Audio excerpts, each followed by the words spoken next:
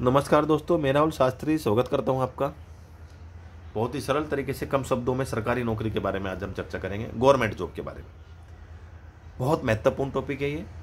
और आज के टाइम में अगर हम भारत की बात करें तो मैक्सिमम लोग यही चाहते हैं सरकारी नौकरी करें।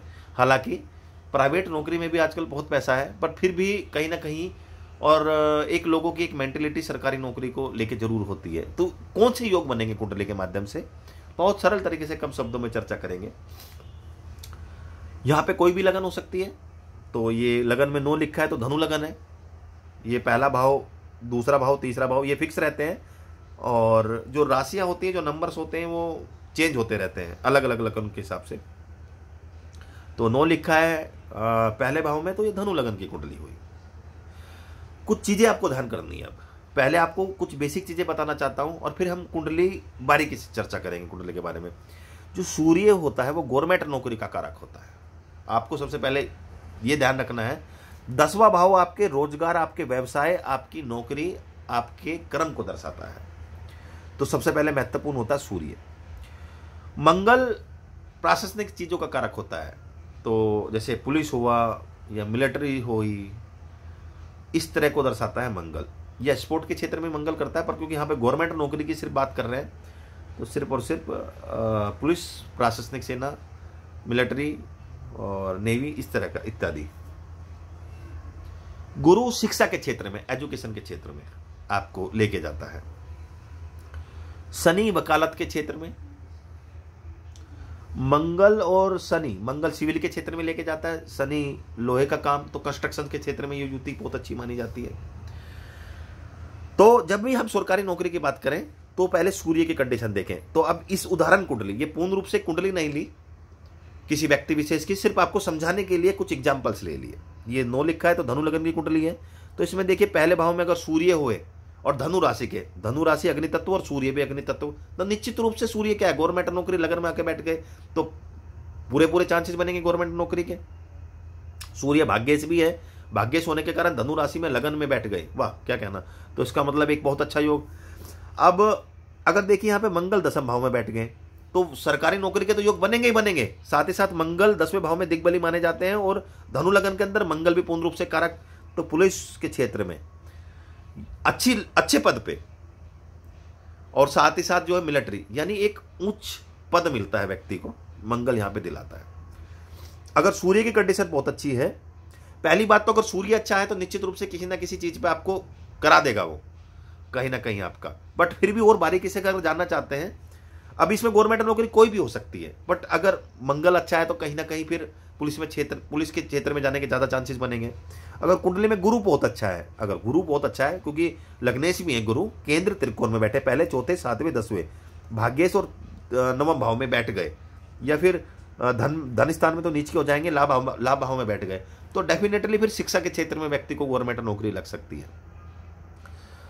अगर प्लेसमेंट शनि का बहुत अच्छा है सूर्य के साथ, हालांकि सूर्य शनि शत्रु हैं, तो एक साथ युति ना बना के बैठे हों और शनि की दृष्टि सूर्य पे ना पड़े, तो वकालत के क्षेत्र में या फिर जज, इसके क्षेत्र में, न्याय के क्षेत्र में व्यक्ति को जाने के चांसेस मिल जाते हैं। और ऐसे में गुरु की और अच्छी कंडीशन बने तो डेफिनेटली न्याय में जाने के और अच्छे चांसेस बनेंगे, क्योंकि गुरु शिक्षा के कारक है और शनि न्याय के कारक है।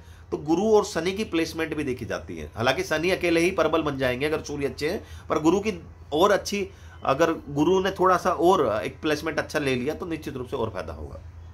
मंगल और शनि की युति बहुत अच्छी है। मंगल शनि एक युति अच्छी है 10वें भाव में। 10वें भाव में शनि 10वें भाव में कालपुरुष की कुंडली से बहुत अच्छे माने जाते हैं। 10वां भाव उन्हीं का ही है, और मंगल जो है 10वें भाव में दिग्बली माने जाते हैं। तो 10वें भाव में दोनों की युति है, या कहीं पर भी दोनों का प्लेसमेंट अच्छा है और सूर्य का भी प्लेसमेंट अच्छा है। तो कैसा होता है, सिविल इंजीनियर होता है व्यक्ति, गवर्नमेंट नौकरी, जैसे कि आप समझ लीजिए एनटीपीसी में, एनएचपीसी में, पावर ग्रिड में, या फिर इलेक्ट्रिसिटी बोर्ड में, ऐसे में वो सिविल इंजीनियर हो सकता है। सूर्य की स्थिति अच्छी नहीं है तो मंगल शनि की वजह से कंस्ट्रक्शन का काम कर सकता है, ठेकेदारी कर सकता है, लोहे का काम कर सकता है, इस क्षेत्र में व्यक्ति जा सकता है। तो और कोई ग्रह अगर बहुत अच्छा नहीं हो पर सूर्य ही अच्छे हैं तो फिर भी किसी ना किसी गवर्नमेंट नौकरी में वो आपको लाभ दे देंगे। बट और बाकी के ग्रहों को भी देखना बहुत जरूरी होता है, इसलिए मैंने बताया।